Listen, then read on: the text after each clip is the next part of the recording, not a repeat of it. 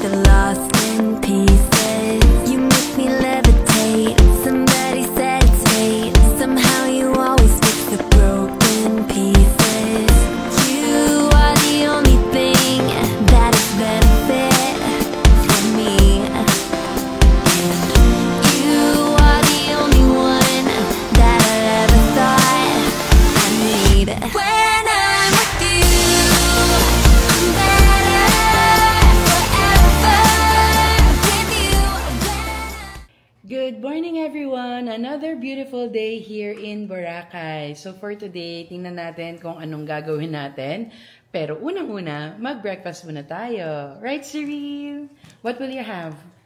Bacon, scrambled egg, and rice. Okay. Alright, kain muna kami. See you later! Bye!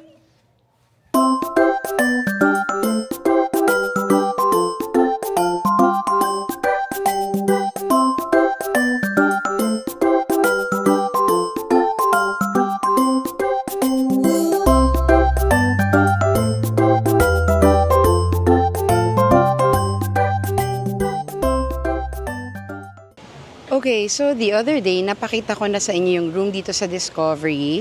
And for today, let's do a tour of the whole hotel. So, ito yung pinaka-facade niya. Ito yung harap. I like the fact that they don't have beach beds, pero yung ganyang setup lang, mas nakakalinis tingnan, mas maaliwala siya. Ayan. And in front of me is the Sands Restaurant. And ito yung pinaka-beachfront nila. They have one of the nicest beachfront dito sa Boracay. Ayan. Okay, so now let's go inside. Ayan. So yan, dyan nagsaserve ng breakfast buffet in the morning. Masarap mag-happy hour dito. You have a good view of the beach.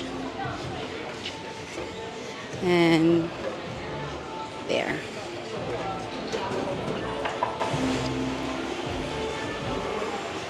Okay, so over here, may makikita kayong mga merch.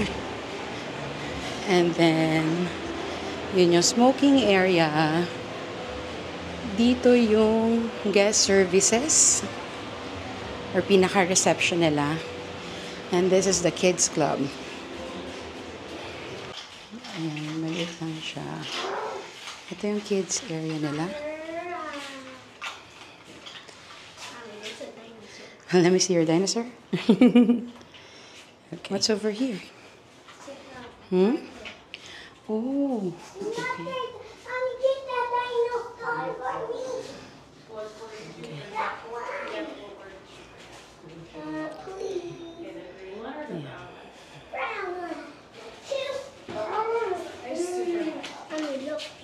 Oh, nice. Okay, and this is their pool area. So, very meticuloso sila sa pool. Kapag kunwari, may mga nalalaglag dyan sa mga gilid na dahon, tinatanggal nila agad. They also have a pool bar. And then, yeah. Maganda yung pool nila. Dito siya. Unfortunately, sarado at under renovation pa yung sky pool nila. Doon yun sa taas. There. So, I don't know kung kailan magagawa. But we'll check. We'll ask them later. And then, dito naman yung mga rooms and suites, of course. So, yung room namin, dyan. Papasok siya dyan. Let's go to the gym. Dito tayo. Alright, so dito yung gym.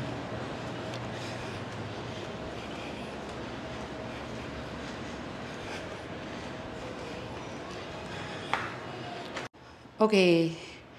So far, mukhang kompleto naman yung equipments nila. Ayan.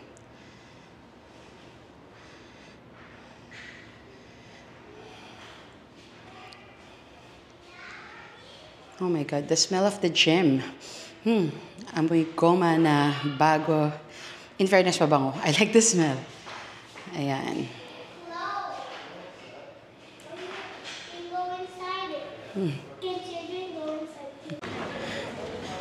Okay, now, pakita ko lang sa inyo yung, ay walang tubig, sayang. May mini waterfall sila doon, kaso sarado. Let's go to the spa. Check natin yung spa nila.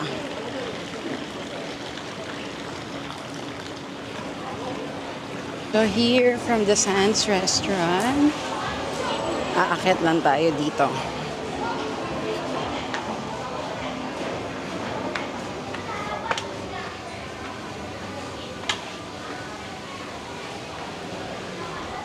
Wow, sarap ng hangin. Ayun. It's called the Terra Spa.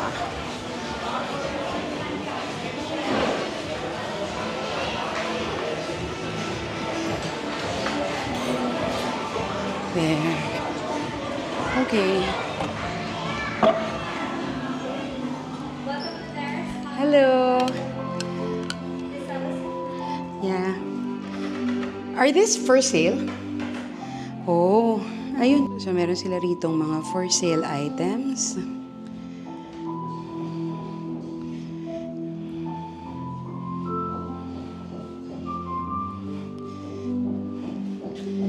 Nakakatuwa. May mga candles. Bibili tayo niya mamaya.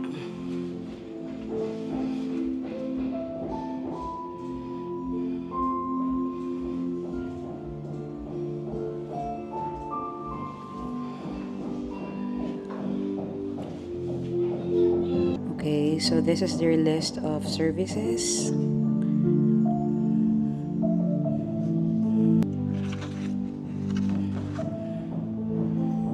Pwede rin bang in-room to?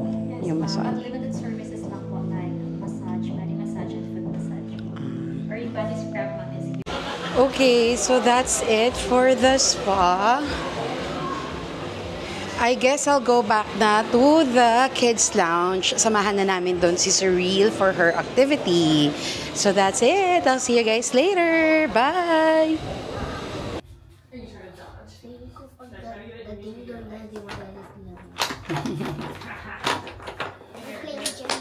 Yeah. Who won? May nanalo na kanina.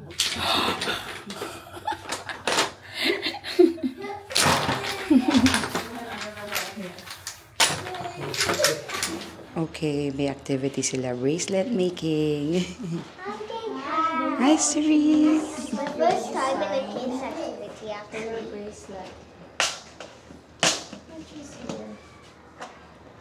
Four letters. For some letters, right?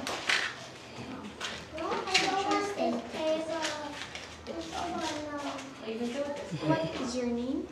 Cyril. Oh, Cyril. You want to spell your name too? Cyril.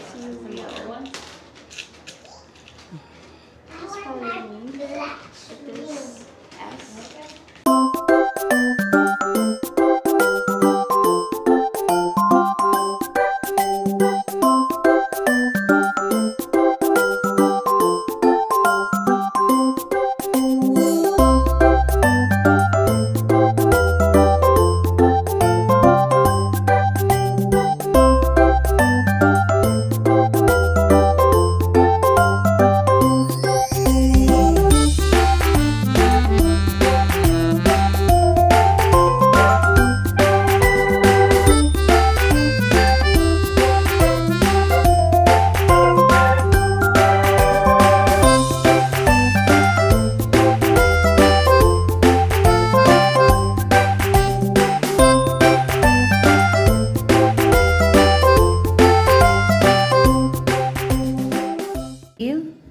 Cyril? Yes, my babe. Very good. Are you happy, Cyril? It's my baby. It's a stamina. Okay, tapos na si Cyril sa activity niya. Dito na lang kami sa beach. People watch and relax. And hoping na may dumaan na Magnum.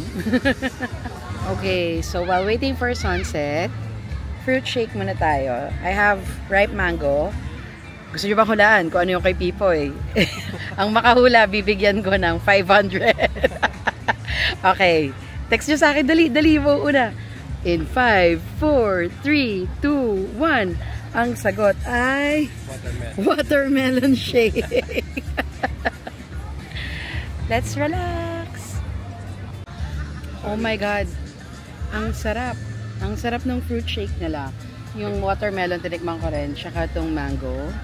Promise, masarap pa sa Jonas. Dito na lang kayo bumili. Hindi nga, no joke, masarap. Yan. Dahil walang Magnum, ice cream na lang si Cyril. Is it good? Yeah? I think your most favorite food in the world talaga is ice cream, no? Tapos scrambled egg. I love you, Cyril. You wanna eat na rin? You're hungry? What do you want?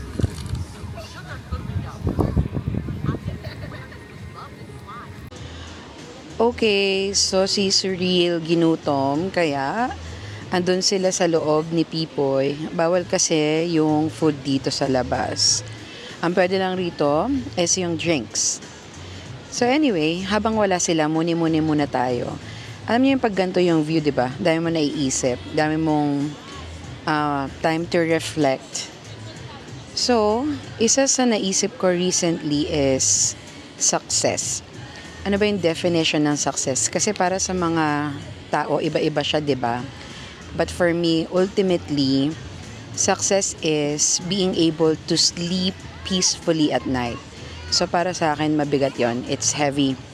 And it encompasses a lot of things. Kasi, what keeps us awake at night? Diba? Ayan yung mga troubles, mga worries, stress, anxieties. So kapag nakakatulog ka ng maayos sa gabi, that means that kahit papano, your life is in order. Whether it's financial, spiritual, physical. So, kapag, kumare, alam mo rin, and not just financial, physical, and emotional. And also, alam mong wala kang, tawag dito, wala kang tinatapakan or wala kang inaargabyadong tao. That's it. Tama nga yung sabi nila, as you grow older, your circle will grow smaller. Kasi mas nakikilala mo lahat ng tao sa paligid mo, whether they are friends, acquaintances, even relatives and family. Malalaman mo talaga kung sino yung totoo sa hindi. So for me, paano ba maging successful or at least close to it, 'di ba? Hindi naman ako magsasabi na super successful ako, but I guess we're at our point in our life right now where we're comfortable, we're okay, and sabi ko nga, we can sleep peacefully at night. So, kaming mag-asawa, ang ginawa lang talaga namin, we make sure na in every situation, ang mindset namin lagi, kaming dalawa lang to. No one can help us out, no one can solve this, kundi kaming dalawa lang. Kasi pag nagkaroon ka ng ganong mindset, gagawin mo lahat ng makakaya mo para makayanan yung problema, yung pagsubok, or to succeed even. And I'm not gonna lie, I'm a very ambitious woman. Sobrang taas kong mangarap, sobrang taas ng mga gusto kong mangyari. And partly, I wouldn't take no for an answer. When I say I wouldn't take no for an answer, I would do everything I can para mangyari yung gusto kong mangyari.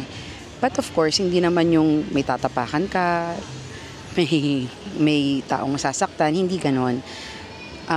Kumbaga, marami rin akong dinaanan na mahihirap na situation like sa trabaho, the pressure, the long hours. Minsan, malalagay ka rin sa sitwasyon na akala nila you're deciding something na hindi maganda, especially if you're in leadership position. But no, you have to think of the greater good. So, you have to be ready to face unpopular decisions, you need to embrace being hated sometimes kapag alam mong tama yung decision mo. So anyway, yun lang. Yun ang short drama natin for today while waiting for sunset. In able to succeed, you must be willing to do hard things. Have a mindset na it's all on you. Wag yung, ay, nandyan naman si ganito. Ay, pwede akong umasa kay ganyan. Kasi kapag ganun yung mindset mo na may dependency ka, you wouldn't push yourself to your limits. So, yun lang. Anyway, sana busog na si Surreal. Hulaan nyo kung ano kinakain niya ngayon. Yes, it's scrambled eggs. Anyway, yun lang. Sige, pasok muna ako doon. See you guys later! Okay, dinner time. Hindi na kami lalayo. Dito na rin kami magdi-dinner sa Sands Restaurant ng Discovery. Okay, dumating na yung order natin. We have steak and salad.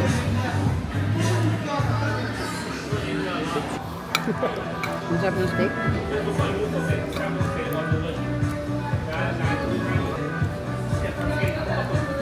Baby, I'm eating Olaf's nose. Olaf's nose. Yeah, you want some? Carrots. That's all of Top grade steak to. Okay, for dessert, we have green tea cheesecake. Okay, let's try it.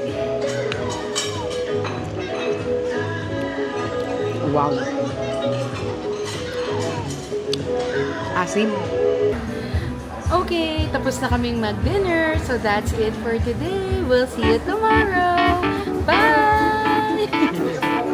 Wow, grabe nagulat kami oh. Pagpasok namin, may ganto. Ang cute! Happy birthday, Surreal! And then there's a towel cake. Nice, baby. Did you like it? Thank you, Discovery!